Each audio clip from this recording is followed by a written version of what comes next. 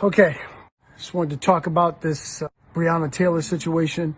It's becoming increasingly more difficult to not be disgusted every day, every week, every month. It seems like we get another example, another reminder that we are not equal citizens. We say Black Lives Matter because too often we're being reminded that we don't. We know that white lives matter, and truthfully speaking, every black person in this country knows that all lives do matter. The reason why we say Black Lives Matter is because we keep being reminded that we don't. And so what we're attempting to say to our country, the country that we help to build, the country that we sustain, the country that we even elevate, reminds us on a daily basis that we don't matter. It's amazing to me how we get so much pushback for a phrase like Black Lives Matter, simply because of the wording. Because honestly speaking, I think if we said Black lives don't matter, we'd get no pushback. We wouldn't get people arguing with us in the street going, no, man. Black lives do matter. And by the way, all lives matter. We'd get none of that. Walking down the street, protesting, Black lives don't matter. People would be on the sides going, that's true, they don't matter. But because we're saying Black lives matter, we're getting all this pushback despite the fact that there is great evidence in this country that we don't. Watch this.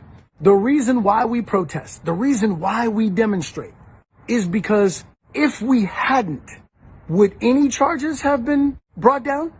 Would wanton endangerment even be on the table? Would anything have happened? Absolutely not. They would have swept us under the rug like they've done for centuries in this country, as it pertains to Black lives being senselessly and needlessly lost. Thank God Breonna's neighbors were white, because had they not been white, I don't think the wanton endangerment wouldn't have even come down, because there's no way that you could be charged for endangering a life, but not be charged for actually taking a life. The only life that was taken was a Black life. The only life that was really endangered, according to them, were the white lives next door through the sheetrock. Think about how deep that is.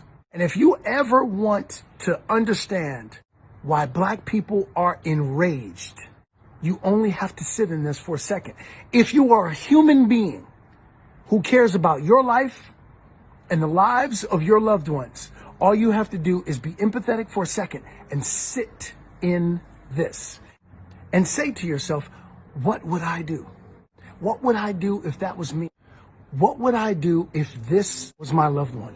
Because many people judge what's going on without actually looking at the fact that they would do the exact same thing, if not more, if they were in this position. Over 10 witnesses say that they did not hear anyone identify themselves as police officers. In fact, people were calling 911. No one calls 911 when they know police are on the scene.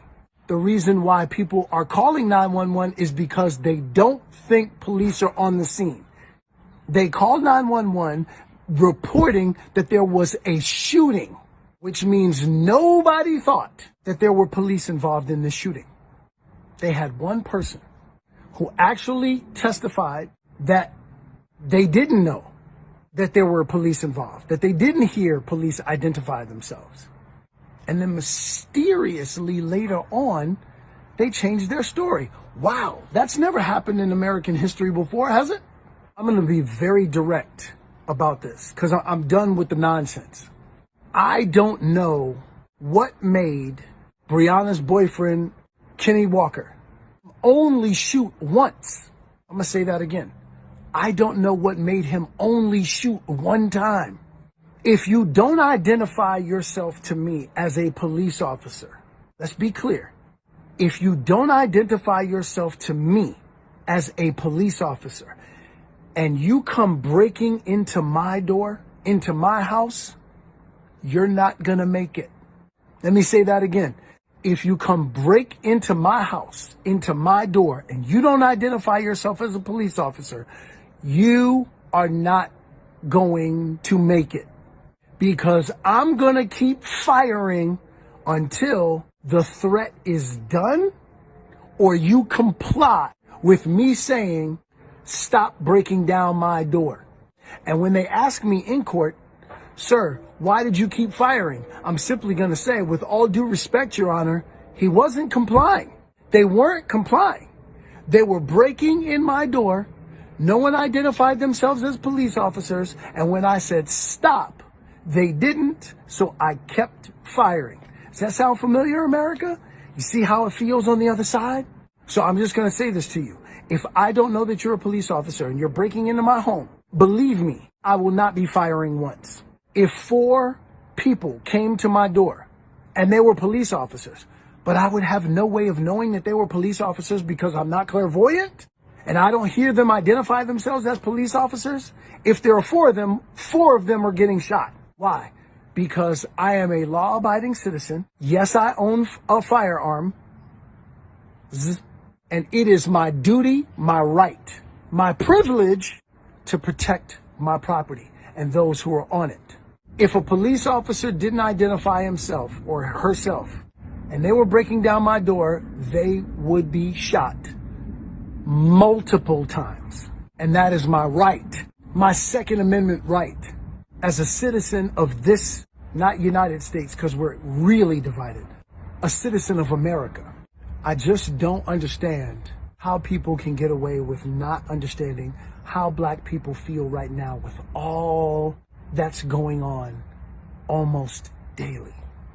How can you be charged with endangering a life, but not actually taking a life?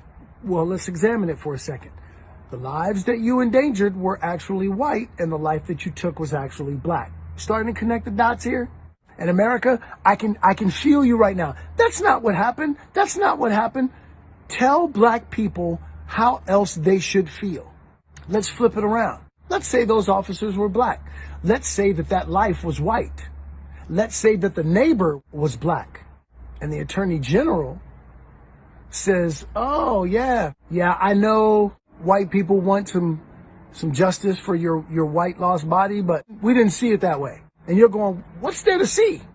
And then you had black people going, hey, no, white lives don't matter. All lives matter. See how that feels? It doesn't feel good, does it? You know why? Because it's not authentic. It doesn't speak to the human experience. It doesn't speak to a spiritual being. It doesn't speak to fairness. It doesn't speak to righteousness. It doesn't speak to citizenship. America was in this mode of celebrating Ruth Bader Ginsburg.